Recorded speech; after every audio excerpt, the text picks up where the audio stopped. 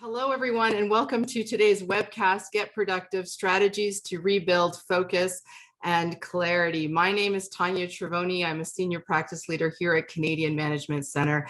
I want to welcome all of you. I can see you chatting here, and we've got folks from across the country. Very excited. We have a great conversation lined up for you today. It is chock full of tips and strategies to help you focus and gain clarity in this crazy time that we're in right now.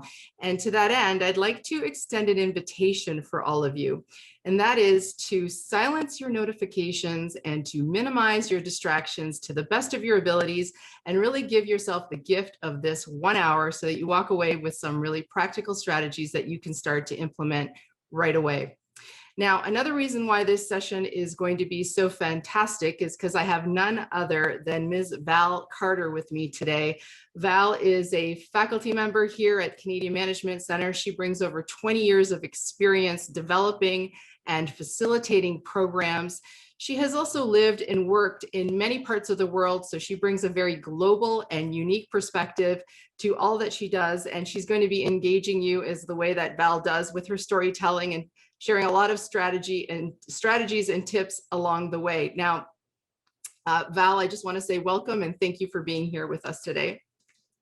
And you are on mute, so you're going to have to unmute shortly. A couple other things before I pass things over to Val, that this session is being recorded, so you're going to get a copy of this recording in the next few days once we have a chance to tie things up for you. Also, you may recall that when you registered for this webinar, we asked you a question. And the question was, what is making it so hard to focus? And we gave you a number of options. I'm going to just put them here on the screen to remind you. So there were quite a few options, everything from parenting and caregiving during working hours, lack of boundaries, unclear goals, etc. So we're going to practice using the chat panel a little bit more. If you've not jumped in there, this is your chance now. I'm curious if you want to guess what is the number one response that came through in our survey. What was the most frequently selected option? Now, Val, I'm not going to ask you to guess because you've actually seen this presentation, but go ahead, jump in the chat panel. Put in what you think the number one was. I'm looking here to the side. I've got a couple of monitors. I will also say that if you have questions as we're going along, rather than putting them in the chat panel, if you could put them in the Q&A panel, that is just going to be easier for Val and I to identify them so they don't get lost in the chat panel. So let's take a look. I'm trying to see if there is a clear trend, all of the above. Yeah, pretty much. There was a lot of, there wasn't an option that was not selected. Okay, I'm seeing a lot about lack of boundaries, a lot around fear. Okay, I won't keep you in suspense any longer. I'm going to advance to the next slide, and I'm going to share with you what the top three in reverse order. So the number three option that was selected was worry, rumination, or fear related to the pandemic and the times that we're living in. Of course, not surprising. Number two was lack of boundaries between home and work hours. And I think really just between home and work, period. And the number one item that was selected most frequently was the number of priorities that all of us are managing. So I want to thank you for participating in that survey. They gave us a sense of where you're at, but regardless of which one on the list is more impactful for you, we've got strategies for all of them. I will also mention that because there's only so much we can cover in the course of 60 minutes, you can expect that we at CMC will be following up with you to share some additional free resources with you after this webinar. So with that, I'm going to invite you to unmute Val, there you are, and I'm going to pass things over to you here. Let me just share controls with you and to share what we're going to go through. Over to you, Val. That's great. Thanks, Tanya. So, wow, just looking at the things that we're worrying about, we're going to be having a look at a lot of these things for you. So first of all, why is it so difficult to focus? But also, what can we do about it? It's fine. We all know why it's difficult. We're going to give you some tips and tricks to help you maybe get a little bit of a handle on all this. Strategies for focusing your mind. So it's really, it's mind over matter. We need to focus our minds before we can get started. And we've got ways to do that for you.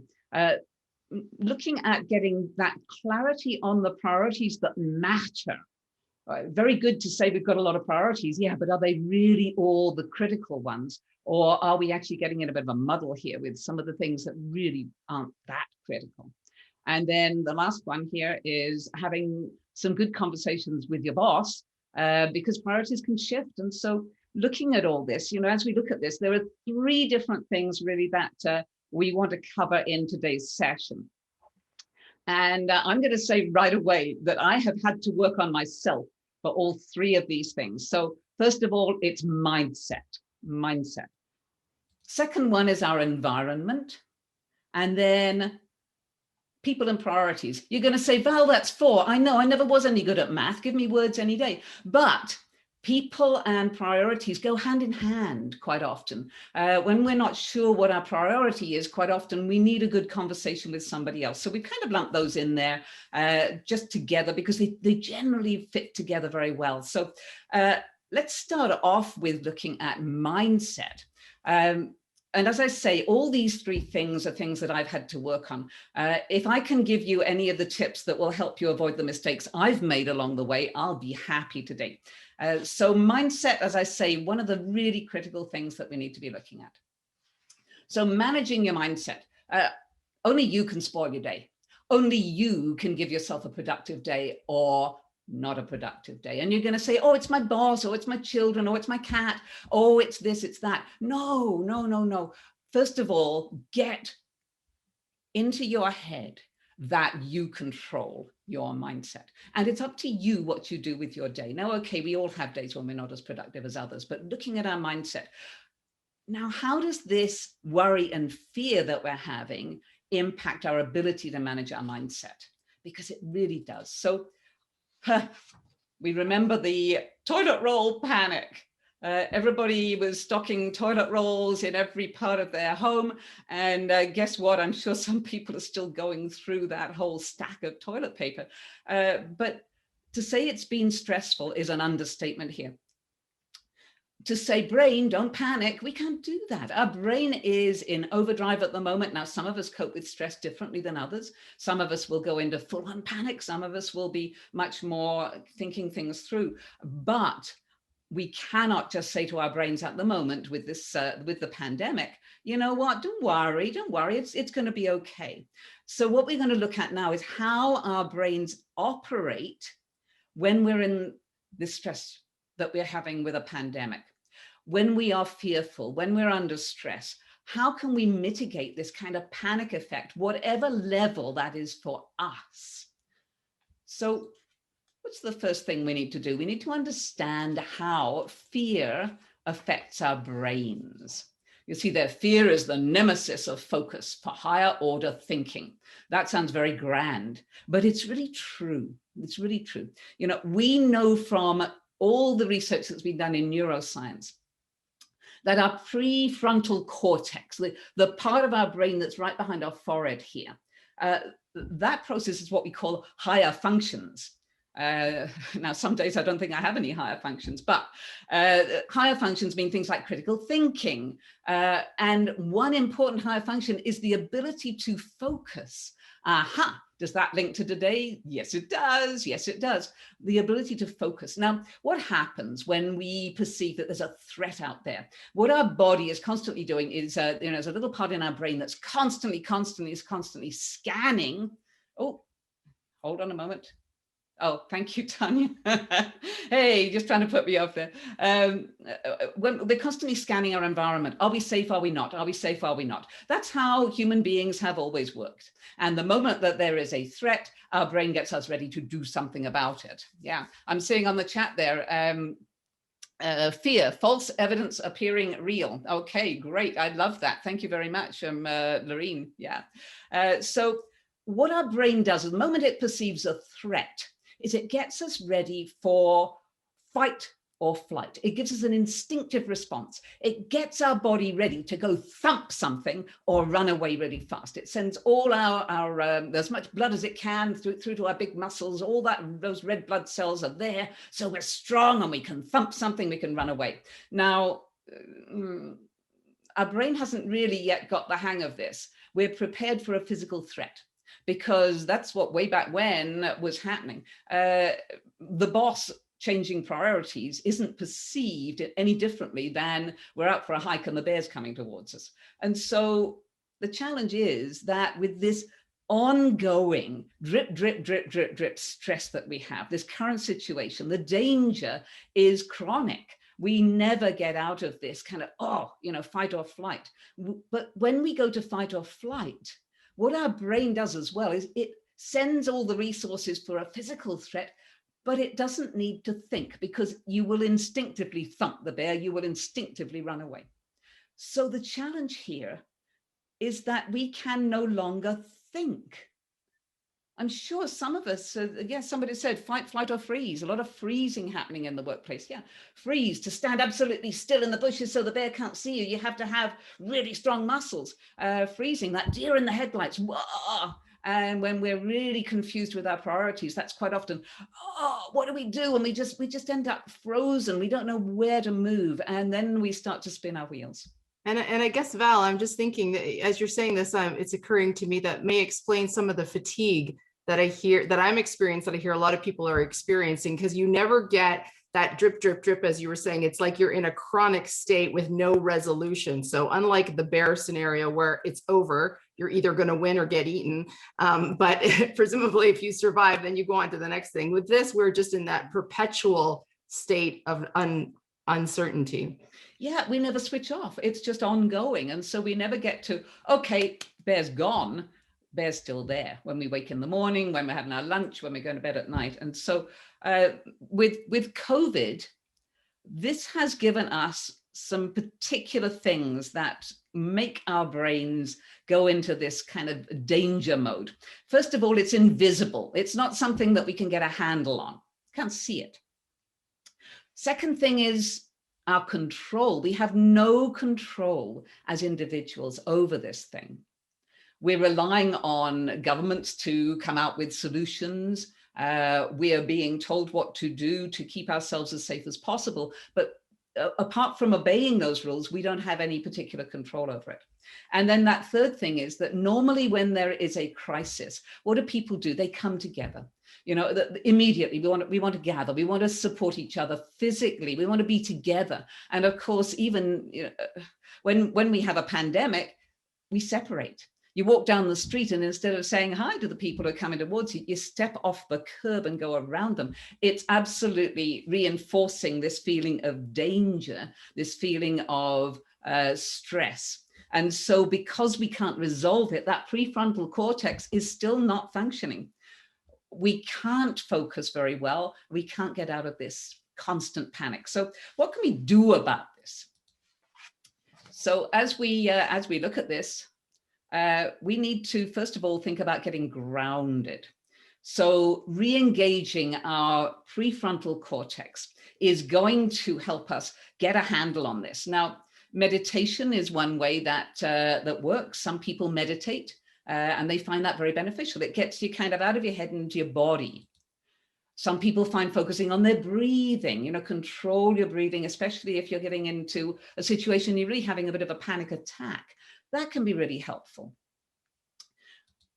Gratitude, thinking about what is going well.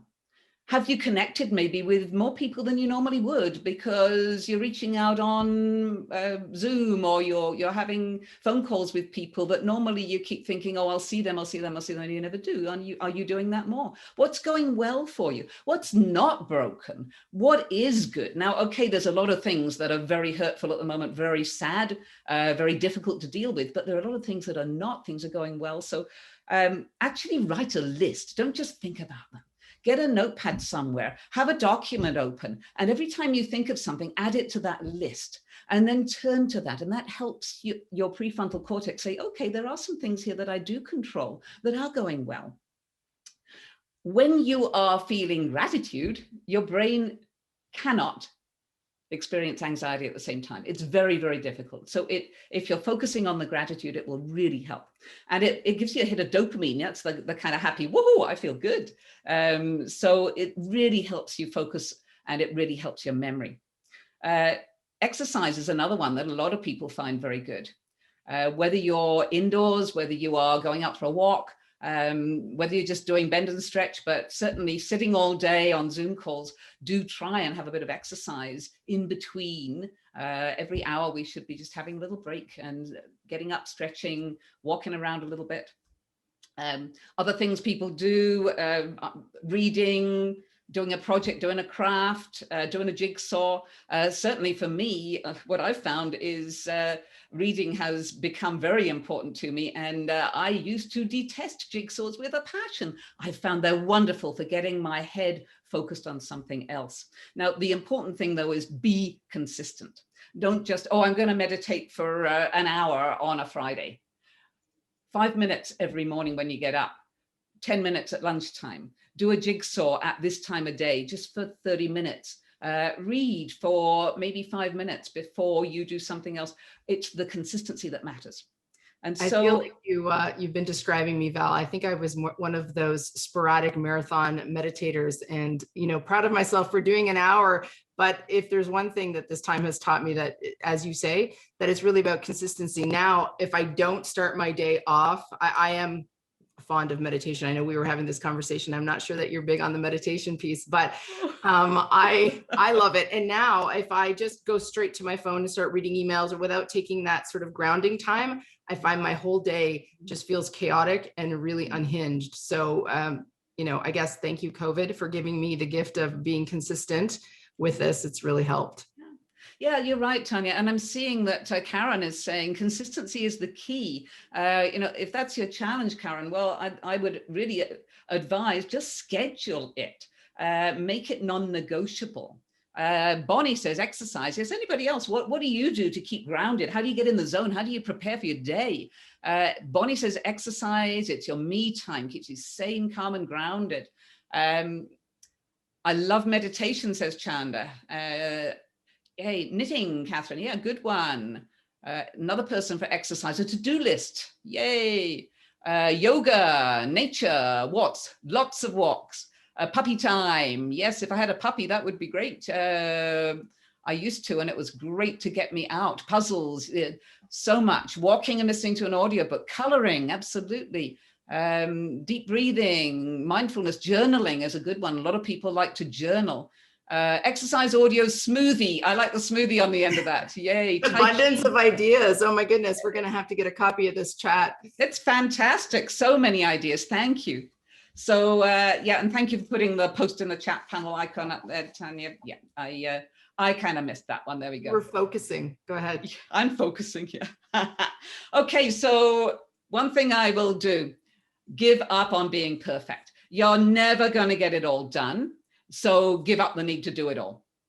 I used to have to be perfect. Boy, what a time waster. What a stress. Not everything we do is as critical as it may seem. And we're going to be looking at that in a minute. Now, what I find is we often fail to say, okay, what's really important and what is less important and what really doesn't matter if we don't do it at all.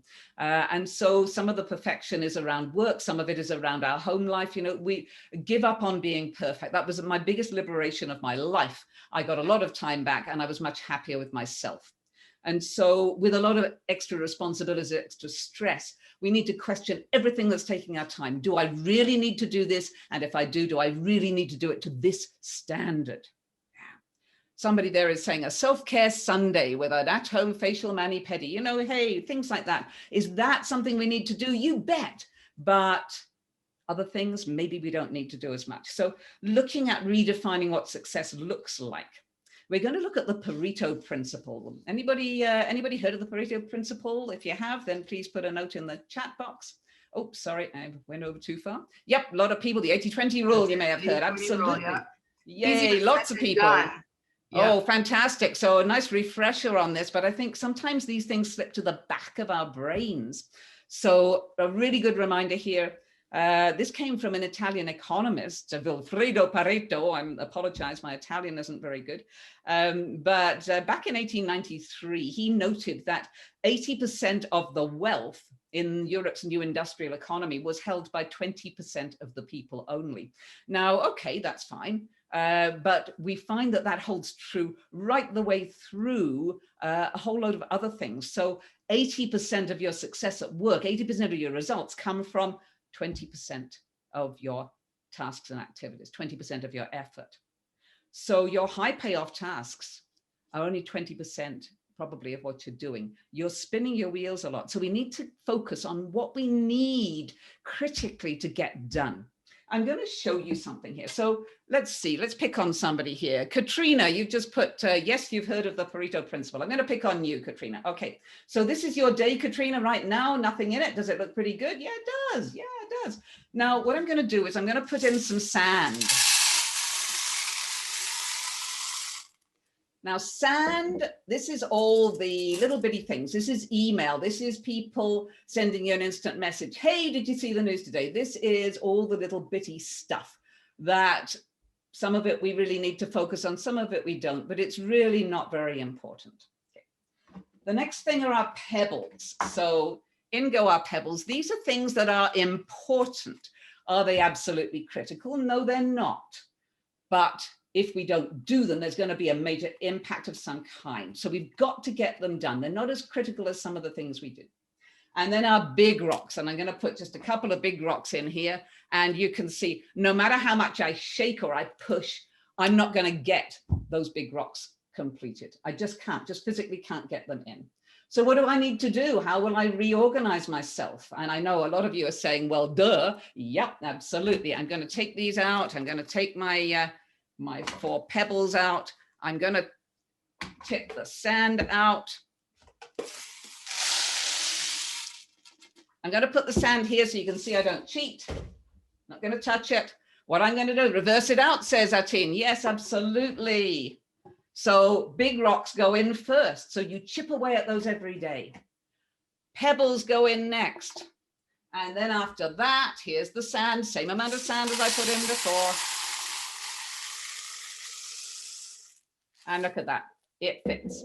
Why does it fit? Because what we've done is we've put our priorities in there first, and then we've seen pebbles, and then we've seen the sand fit in around everything. Okay. I'm seeing somebody's, oh no, somebody's saying they don't see me, but other people are saying they can, so okay.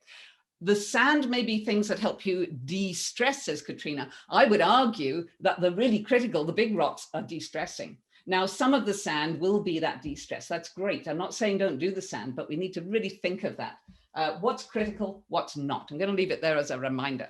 Well, Okay, actually, Val, I'm wondering if we all need these materials at our desk, because I saw there was a question, what happens if your boss is a perfectionist? And I'm wondering if that's exactly what you have to do, to say, which of these big rocks did you want to give up so that I can do all of the sand, so I can do all of the...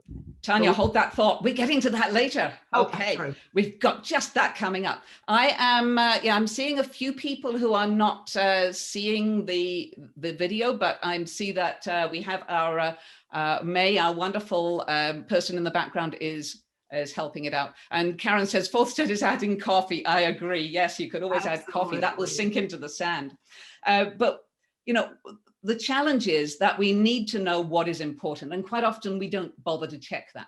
We start doing everything and we do it to perfection. We don't need to. We don't need to. Oh, thank you for those who say that I'm fine. Great, you can see me. So what we need to do when we're feeling stressed is find a way of handling all this. And what do? We multitask.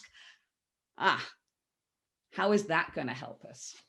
There's a poll here that I'm going to ask Tanya to launch for me. So let's have a look. What kind of multitasker are you? Are you a heavy multitasker, a moderate one, a minimal multitasker? Or are you an exclusive unitasker? You only do one thing at a time. Okay, are you seeing the poll question now, Val? It should be on the screen. Yes, oh, yes. There, everybody's voting. They're voting away quickly. Lovely. Oh, okay. Panelists can't vote, and that's a good thing, because I'd have to admit I am on the moderate heavy. Okay. I really shouldn't be. Okay. And wow, we even have a couple exclusive unitaskers coming up. Okay, I'm going to end the poll here and share the results. And one moment here. So you can see, hopefully you can see that 48% of you have admitted to being moderate multitaskers. We got 30% heavy duty multitaskers. We hope that you're staying with us right here, right now. We've got some minimal, and we even have 2% of the population that are the unitaskers. So congratulations go out to them. Fantastic. So I'm going to stop sharing the results and we can move forward. Anything surprising there in those results, Val? That's quite often what we see. Now, some people who are unitaskers are very fortunate because that's how they've always been. Some people have actually worked at that. Really, what we need to be looking at is working more towards their skills and coming away from your approach there, Tanya, of the kind of moderate to heavy multitasking. When we're switching our attention all the time, and some people might be on this webinar and doing a lot of other things while they're there, but that doesn't work for us. So what research shows us is that multitasking is a challenge. It makes us less effective and not more effective. We find that productivity is diminished. Now, this is not me saying this. Research shows that from many studies, we are as much as 25% less productive when we multitask. Our IQ is hit as well, up to a 10-point dip. Now, I don't have much left. I need all the IQ I have. So if we're distracted, we're losing some of our ability to think. We get more stress. And when we're stressed, what's going to happen? The quality of work is going to go down. We're going to get more errors, especially if we need critical thinking. We can't think clearly. And so what we need to be doing is thinking about how we can limit multitasking. Multitasking is a little bit like it's timeshare for the brain, really, that you're focused on something and then you come up and out of that and into something else. And that little shift into something else, it might be a nanosecond, but over the course of a day, that all adds up. Now, if you can actually be more productive for 30 minutes a day, that gives you 15 days a year back. It's just 30 minutes. Now, all those little up and out and back in, we need to be thinking of when we multitask and when we don't. Yeah, I think Leanne captures it here when she says, I never feel the quality of my work is satisfactory lately. I think a lot of us are feeling that. We're feeling a little bit too drawn into too many different directions at the same time. Mm-hmm. And and Leanne, thank you for sharing that. Jennifer's saying that some work culture praises those who can multitask well. Now, are they really multitasking, or are they just getting things done and focusing? So that's what we need to be thinking about. What is it that we're doing? So when you bulk task together, you chunk things down and you do some routine tasks together. You need to go through some stuff and just read them. You need to just sign a few things, whatever. Do that all together. We're going to be looking at some tips on that in a moment. If you are waiting for something like this webinar to start, by all means, what I do, I just have I call it my 1 minute file. It might take more than a minute, 1 or 2 minutes, but things I need to read, I'll have on my computer, or I will have a hard copy file. And when I'm waiting for something, I'll just go through one of those files and just get rid of a few things. That's fine. But as soon as that webinar starts, we need to be focused. When the meeting starts, we need to be focused. So we're going to be looking at focusing more. And when we don't focus well and we are jumping around, it can really impact our relationships because people start to lose trust in us. Sometimes we find we're not doing the quality of work that they expect. So we need to be very careful of that.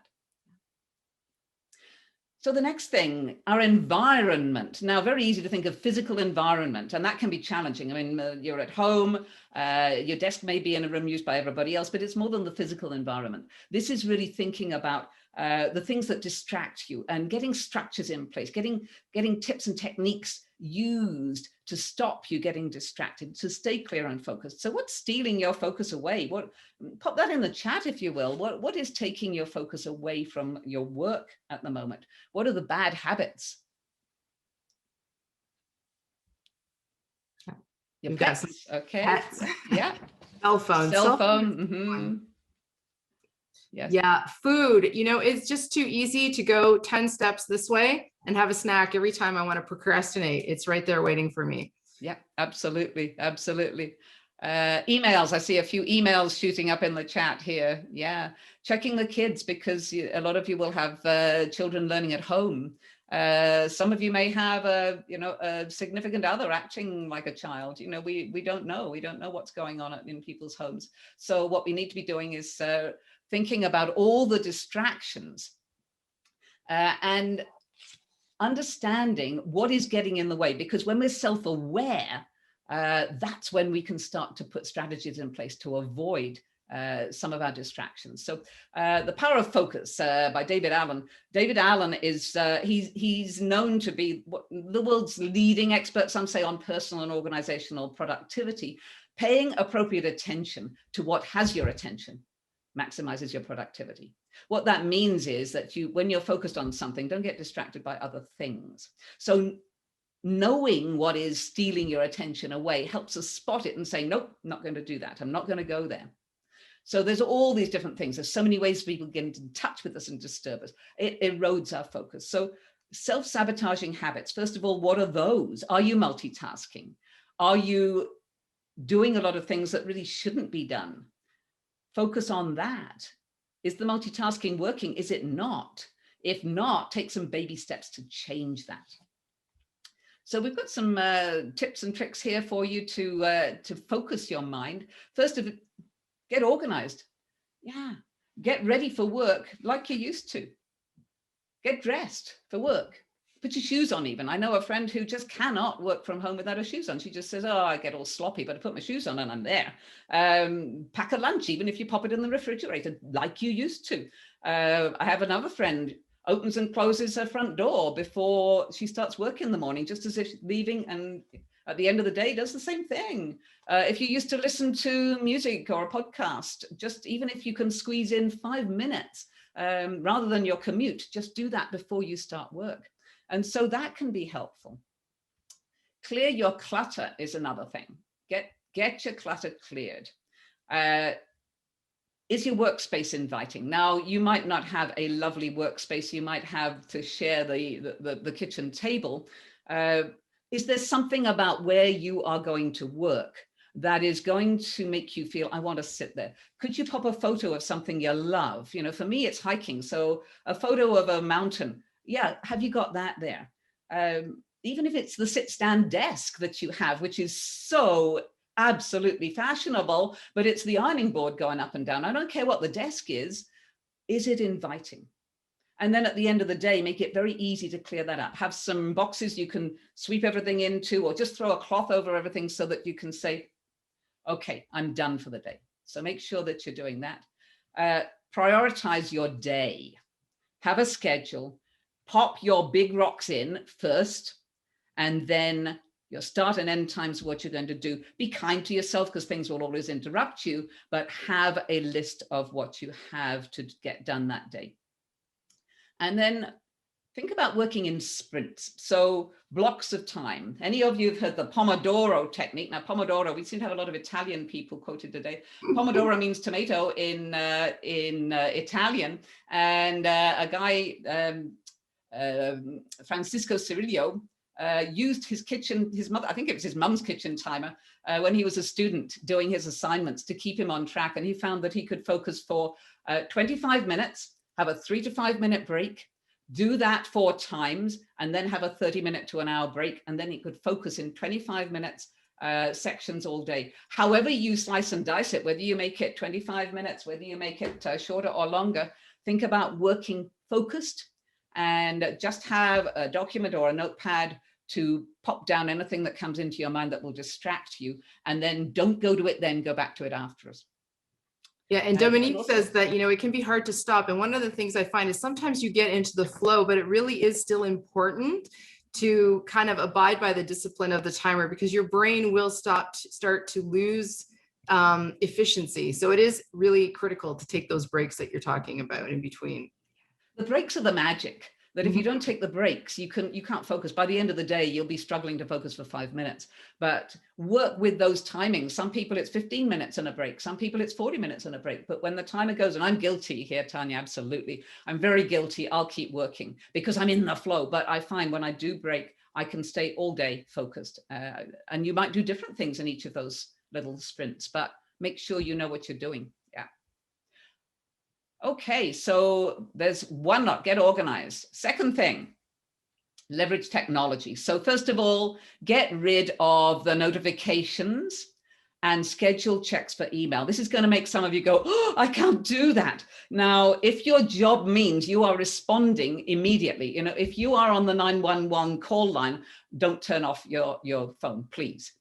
But for a lot of us, we can turn off our notifications and schedule time to check our inbox in chunks. Now, obviously, you're going to give people a number where they can call you in emergencies, but stop having that bing bong, you've got mail pop up, because that gives that little hit of dopamine. Whoa, I'm important. And so that's why it's kind of addictive. Turn all those off, but tell people what you're doing, because otherwise they won't know. So set an autoresponder that tells them, I respond to my emails, twice a day. I will get back to you within 24 hours. They know that you've got the email. But you'll be way more productive answering 10 emails at a time. And even better, stand up to answer your emails. You'll be even quicker than you are when you answer one, and then you'd spend a lot of time, and then another 20 minutes, you answer another one. So try and chunk down that time for answering emails or messages or whatever, and try and turn off those notifications. I know there's that blinking, flashing light thing that comes up in Teams. If you can just stick a piece of tape over it, just learn to be in control of that. What we also do is use apps that help you focus. Now, one app is our inbox. Really, when you're thinking about it, it's the thing where we have everything coming in. And when we are overwhelmed with email, and especially if we use email as our way of having our to-do list, you're just going to be overwhelmed. So think about a course on managing your inbox. Think about going somewhere and getting some help. Ask the people around you in your teams who do it really well. At the end of the session, Tanya is going to share a link to a course that will help you tame your inbox and not let things slip through the cracks. Other apps that we may see, I'm sure you've got your favorites, but things like some will block out distractions. There's white noise. There's office noise. You can even have office noise apps. There's one where you can be a beautiful tree. You grow a tree if you're focused, and if you're not, your tree kind of withers, which is sad. So again, you're going to get a link to those. Connect with other people using the right tool. So if people talk too much, try and go with them on text or instant message. Pick up the phone rather than keep email. When somebody emails you 3 times and you're still both going, huh? Pick up the phone, do that. We're suffering from disconnect, and Zoom is really overwhelming us. So pick up the phone now and then. Get a virtual cubicle buddy.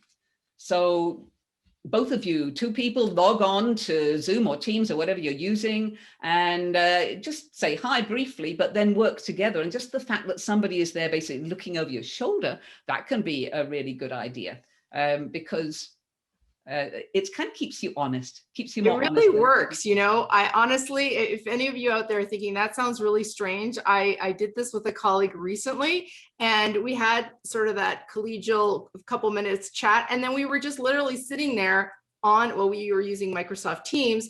I was working, she was working, and there was just something about the energy of us both working that was keeping me focused. And even though she couldn't see what was on my screen, yeah, I was that much less tempted to have a procrastination break and go to, Amazon or something else. And it was really helpful, actually. Oh, it does work. It does work. There's even an app now. You can connect with somebody from all of the world, and you log in, you briefly say hi, you work for 50 minutes, and then you disconnect. And you can have that person again, or you can choose someone else. So use these kind of things. The other thing is, don't forget to have breaks and have some fun with your colleagues. Have a virtual coffee with people, have a virtual team lunch. Practice disconnecting in the evenings as well, evenings and weekends. When's your stop time? And get your friends and family to hold you honest to that. Yeah. So I'm seeing quite a few people in the chat say that they are having those power hours, somebody calls it, and you all work independently at the same time. That's brilliant, because then nobody feels tempted to interrupt each other. And then a daily scrum sometimes, a team scrum once a week, once a day. What are we working on that's really important? And so when everybody is committed and you agree together, that can really help. It also shows some ideas of things that aren't working well, and maybe people are going off at a tangent, we can all say, oh, okay, we need to refocus here, and it can help you focus. It can help others focus as well. So certainly I'm seeing a lot of people with some ideas here. Any other ideas? Pop them in the chat. Oh, a scrum, sorry, just a meeting, a quick meeting, like a huddle, a very quick online, just a little quick team meeting. Just get together and a little quick, how's it going? What are you working on? What's important to us? Yeah. Yeah, coffee chats once a week where you can't talk about work. Absolutely, that's the fun part. Yeah. No meeting Fridays, wonderful, heads down time. After hours book club, weekly update, so everybody knows what we're working on. Yay, water cooler chats. This is lovely, I love it. A virtual lunch, yeah, all these things are fantastic. Yeah. So you used to meet once a month for a few hours, now you do weekly 1 hour meetings. Wellness Wednesday, 1 hour every Wednesday. Talk Tuesday and Thursday. I don't think I need to know more about Thursday, but I can imagine. But whatever works. This is great. I think it's also important to have times, like you said, just go old school and pick up the phone, because now we're so often on video that sometimes to me it's just refreshing to be able to just be on the phone and walk away and not have to be in front of a camera. So don't forget to just go old school from time to time, because it can save a bit of energy. It's fantastic. It really does help. It stops us getting into that, oh no, another Zoom. But yeah, Feel Good Fridays, love it. One-on-one meetings with your employee. If you're a leader, certainly one-on-one is good. Yeah. And somebody walks during the workday with a co-worker. Yeah, so all these things, fantastic ideas. Okay, so what we also need to think about, the next part is looking at, and there we go, our people and our priorities. Remember, we lump these in together because our focus is only working if we're focused on the right stuff. Otherwise, you're highly motivated, you're highly focused, and you're shooting off in the wrong direction. You want to go on vacation somewhere and you're shooting off to somewhere you don't want to go.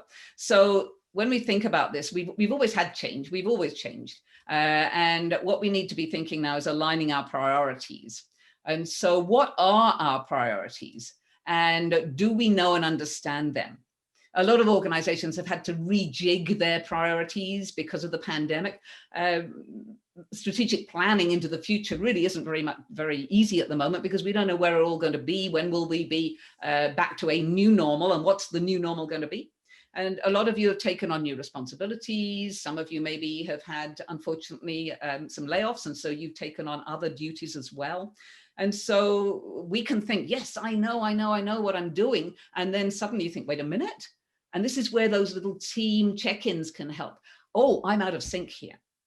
And so we need to ask questions. What are our team's priorities? What are the organizational and departmental priorities? Yay. Do I know what's important for me to do? What are my big rocks today, this week, this month? What are the critical things in today's world versus the nice to do? Things that maybe used to be critical and aren't anymore. When we ask these things, it helps us do a little bit more strategic thinking. It helps us become one of those strategic people. And people will value that when they say, yeah, we see Laurie, and Laurie is really focused on what matters. And that will impress people. People like that. They like people who can focus. And we're much less stressed if we can know that our work is having meaning and it's valuable. We get a lot of satisfaction about it. And so what we need to be thinking of as well is setting some boundaries, managing up. What does managing up mean? Setting those expectations of anybody. So first of all, stop yourself being overwhelmed, protect your time, whether it's work or family. So check in with your boss so that they don't overcommit you. Make sure that you stick to the times you agree with your family members. Don't overcommit. Get creative in how you reward people, your children. I say that I will do this at this time. Maybe at lunchtime, we'll go for a 20-minute walk together. Great. At this time, we're going to sit down, have a cookie together. Great. Family or friends. Just make sure that you are reconnecting with those people, because it's easy to keep working. In fact, Val, going back to the Pomodoro technique, it's something I've tried with my daughter who's only physically in school 2 days a week. So actually setting a timer that says, if you let mommy have this much uninterrupted time, this will be the reward. So those timers work well for children as well. They do, and they get them into great habits. So, as they grow up and become larger children, oh yeah, they're called adults, then they can actually use these tips and focus, and will be fantastic at getting their focus under control. So you can help your children and anyone else that who's maybe behaving like a child at the same time. So no names in the chat panel, please. Yeah. shifting directions, shifting priorities. So ask questions, go to your boss. What exactly should I be doing now? And this might end up at some point with you having to say that word no. We need to know, are the tasks still required, but also you need to reprioritize. Now, I can say snow, and I used to be very bad at saying no. Well, it's right in the middle of snow. So why is it that we find it so difficult to say that word no to your boss? So we've got a poll for you. You look like you're not a team player. You feel bad saying no. It can impact your reputation, not having the right words to say no, and feeling confident that that's allowed. So just if you want to pop in the poll, which one is your main reason for not saying no? And while people are voting, I did notice that Anne-Marie says, how do you communicate the big rocks to others in the workplace? Folks sometimes think only their projects or work are the big rocks. Everything matters. But of course, everything can't be done at the same time. So one idea of the Scrum, I think, would come in handy, where everybody can voice what their priorities are. Any other suggestions while I end the poll here? Yes, I think it's letting people know what you're working on. And this can be really good if you have some kind of visual. Now, even if you just have a document somewhere on a shared site where you can all just say what you're working on, so people know you're busy. Because sometimes we're guilty of it ourselves. Other people don't realize that my big rocks are there, but I forget that their big rocks are there too. Asking them, okay, so if I'm needing this information from you and I'm not getting it, for example, rather than going in and saying, oh, but I need it, bang, bang, bang on the, metaphorically on the desk, what's going on in your world? Start from there. What's going on in your world? What's getting in the way? Yeah, so I think sharing in a very quick team document or team meeting, very brief. Yeah. So what are we seeing here? Yeah, here are the results now, and it looks like there's almost a tie between people not wanting to look like they're not a team player or the negatively impacting your reputation, although there have been selections in all of the boxes here. Yeah, it's something, and as I say, I couldn't say no for the life of me at one time. When I learned to say no respectfully and politely, I found people did think I was a team player.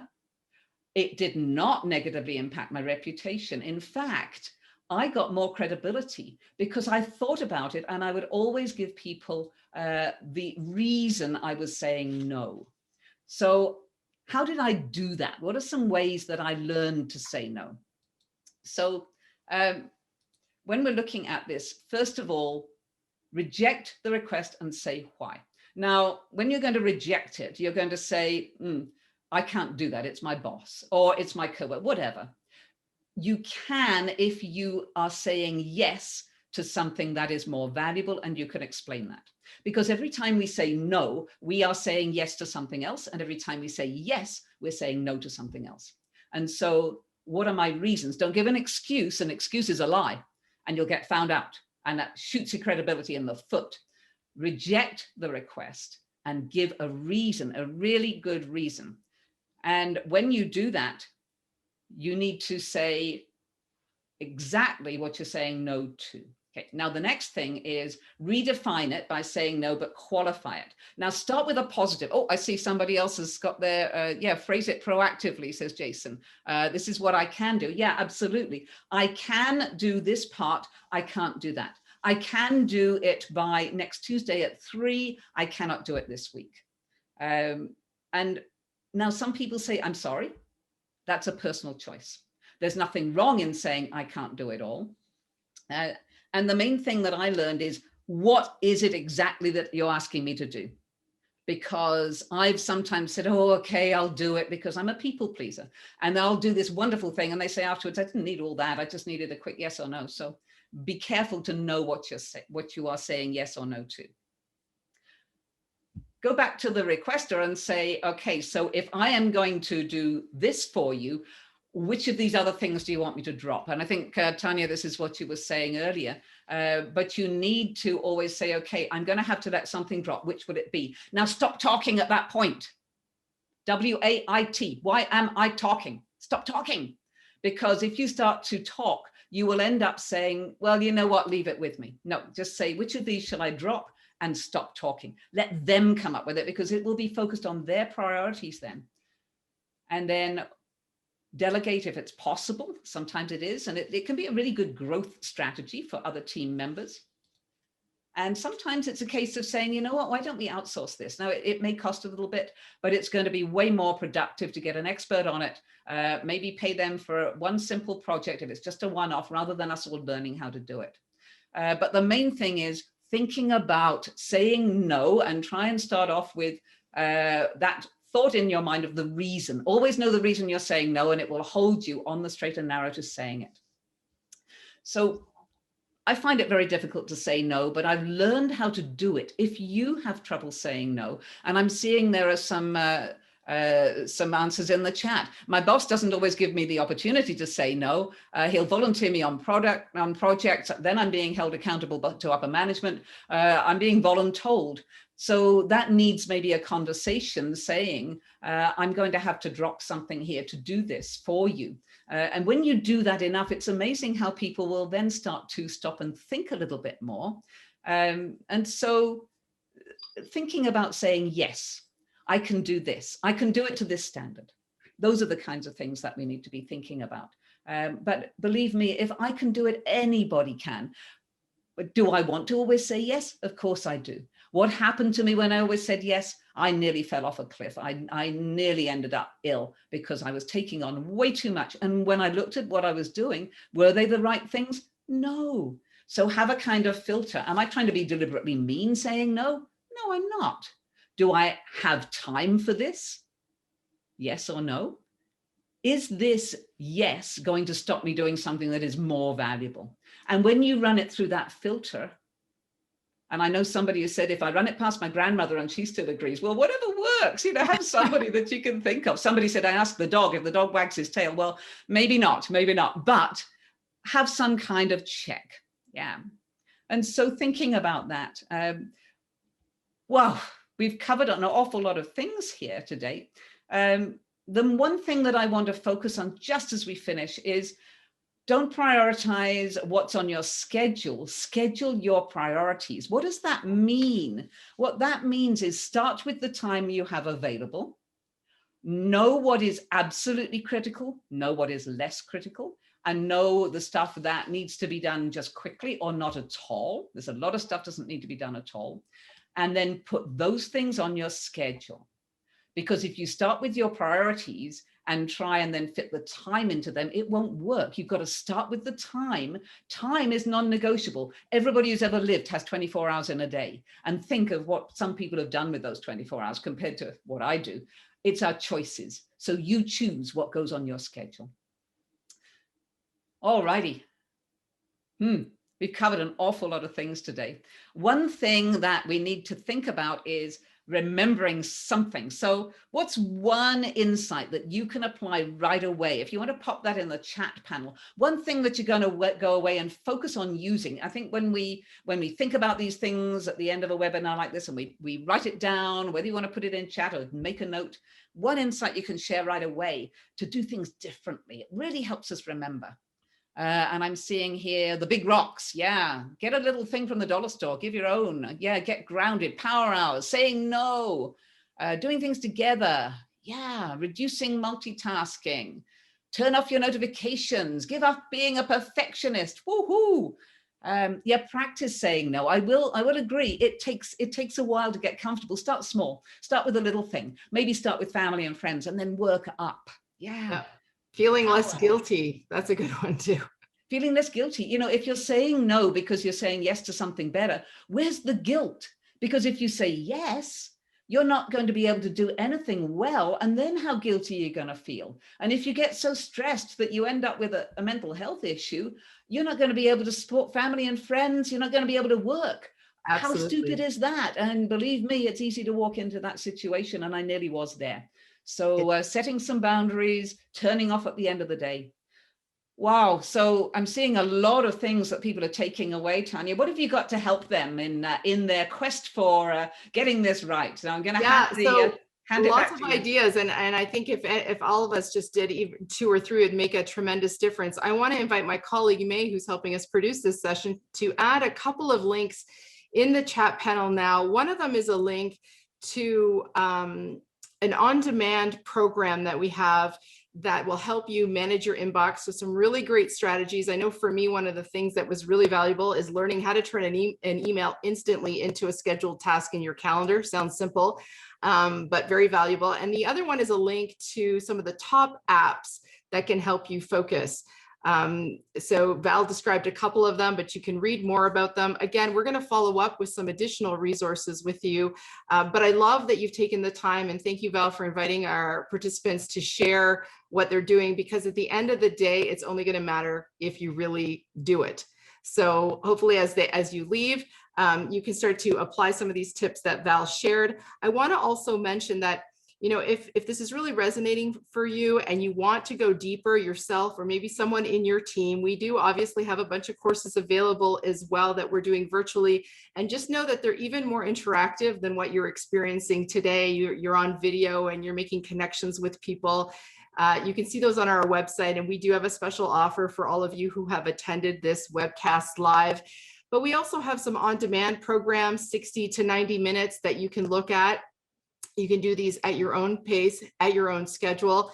And then again, we do have some free resources. So, you know, Bonnie was saying, I believe it was Bonnie who was saying, struggling with her boss volunteering her. Well, I would invite you, Bonnie, to check out the recordings of some previous webcasts we've done. We've done some on holding critical conversations, because I think there's a critical conversation that needs to be had. So if you struggle with perfectionism, if you struggle with managing up, if you struggle with saying no, check out some of these resources. You're going to find some additional tips and tricks in addition to our programs. Now, some of you, and I'm getting a lot of thank yous, Val. So I'm going to actually just take a moment here to acknowledge that this was great. I love the way you shared your insights. So thank you for that. And thank all of you who are participating and sharing with each other. So that's really great. When we can come together as a CMC community and support one another, this is really what it's all about. Now, before I forget, for those of you who are pursuing your PDU or your PMI certification, just know that Canadian Management Centre is an authorized training partner with PMI. So this is the information that you need to claim your PDU. Don't worry, when we wrap up, this will be on the lobby slides if you miss it, so you can hang back and watch that. So again, in closing, I want to thank all of you. I noticed that we're ending maybe a minute early, and that's fabulous. So take that minute, start applying some of the techniques that we've offered, set some schedules, identify those big priorities, and we hope to see you on a future webcast, and enjoy the rest of your day. Thanks for being with us. Thanks, everybody.